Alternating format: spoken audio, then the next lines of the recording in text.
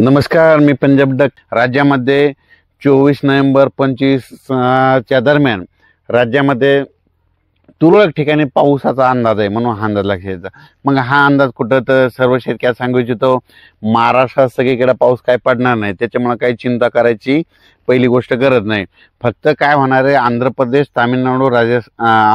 तामिळनाडू, कर्नाटक, तेलंगणा आणि केरळ या राज्यामध्ये पाऊस पडत असल्यामुळे त्याच्या सीमालगत कोणते जिल्हे आहेत, मग एक सांगली जिल्हा, कोल्हापूर जिल्हा, सातारा जिल्हा, सोलापूर जिल्हा, पंढरपूर जिल्हा, पुणे, त्याच्यानंतर इकडं धाराशिव ह्या पट्ट्यामध्ये काय होणार आहे, मग 24-25 तारखेला तुरळक ठिकाणी थेंब येणार आहे, कुठंतरी थोडाफार पाऊस पडणार आहे, सडा टाकल्यासारखा, असा खूप काय मोठा पडणार नाही, त्याच्यामुळे काही चिंता करायची गरज नाही। कोल्हापूर, सांगलीकडे, साताऱ्याकडे तिकडे पाऊस पडणार आहे, तिकडे पेंडोलचा पाऊस पडणार आहे, म्हणून हा अंदाज लक्षात घ्यायचा। आणि द्राक्ष शेतकऱ्याने तुम्ही तुमचं जर फुलामध्ये तुमचे द्राक्ष आले असतं तर तुम्ही काळजी घ्या, कारण की 24-25च्या दरम्यान तुमच्या इकडं रिमझिम स्वरूपाचा थेंब असा पाऊस येणार आहे, म्हणून हा अंदाज लक्षात घ्यायचा।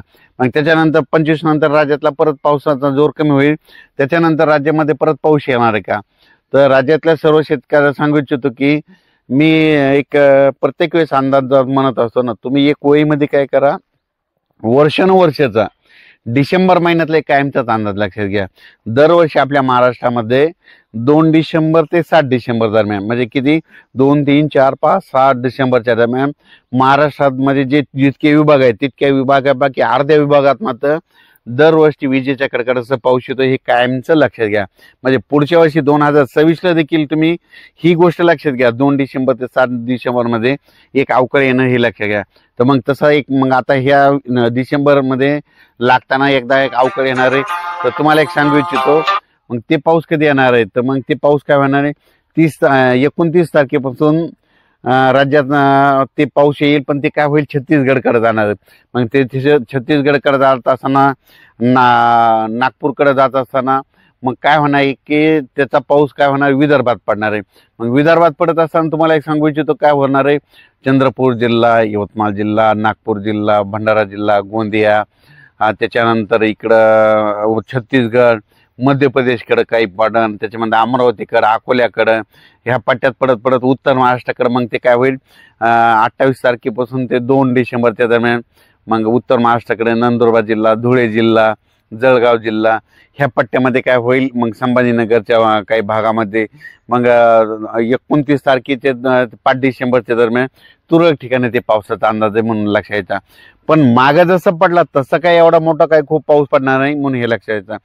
आणि उत्तर महाराष्ट्रात म्हणजे नाशिककडं, इगतपुरीकडं तिकडं थंडी जास्त असल्यामुळं तिकडे काही खूप काही पावसाचा असर होणार नाही। पण आता हे जे 23, 24, 25च्या दरम्यान थोडा पाऊस येणार आहे, ते फक्त पश्चिम महाराष्ट्राकडे त्याचं पावसाचं थेंबाचं स्वरूप असणार आहे, संपूर्ण महाराष्ट्रात काही पाऊस पडणार नाही, त्याच्यामुळं हा अंदाज लक्षात यायचा।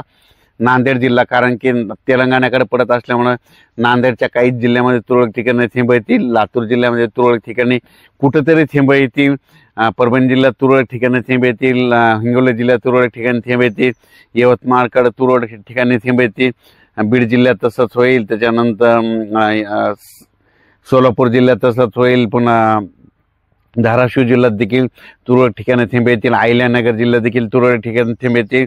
फक्त पाऊस चांगला कुठं पडणार आहे, मग कोल्हापूर, सांगली, सातारा आणि पुणे त्या पट्ट्यामध्ये चिपळूण त्या भागामध्ये थोडं पावसाचं वातावरण असणार आहे, गोव्याकडे जास्त राहणार आहे, पणजीकडे राहणार आहे, म्हणून हे लक्षात।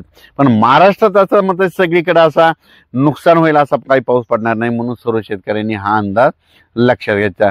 त्याच्यानंतर काय होणार, राज्यात परत हे 5 डिसेंबरपर्यंत राज्यात वातावरण खराब राहील आणि परत पुन्हा एकदा तीव्र थंडीची लाट येणार आहे, याचा देखील अंदाज आपण परत पुढच्या अंदाजामध्ये दिला जाईल। धन्यवाद।